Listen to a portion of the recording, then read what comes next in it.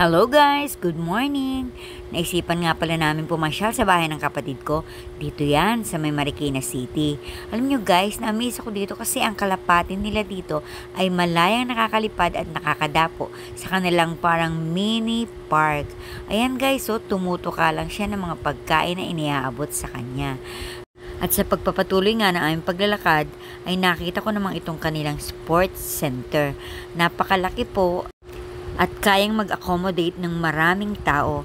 At sa pagpapatuloy nga po namin ay nasulipan naman ng aking mga mata ang sculpture sa kanilang harapan ng sports center. Ang lugar nga po pala naming pupuntahan ay di kalayuan sa lugar na aming dinaanan. Kaya napagdesisyonan na lamang po namin na lakarin na lang. Total naman po ay maaga pa at isang paraan din ito para makapag-exercise. At ang isa pang dahilan ay para ma-familiarize ako sa lugar. Medyo mahina ako pagdating doon eh. So ayan na nga po at pababa na kami. At alam nyo ba guys, ang isa pang na-amaze ako dito sa lugar na ito ay ang kanilang maliit na tulay na tinatawag nilang bike lane. Pero actually guys, pwede rin pong lumakad dito or dumaan ang mga tao. Pero ang nakakaratula po dyan ay bike lane. Hindi po ba nakakatuwa? Nakaseparate po siya talaga sa kalsada.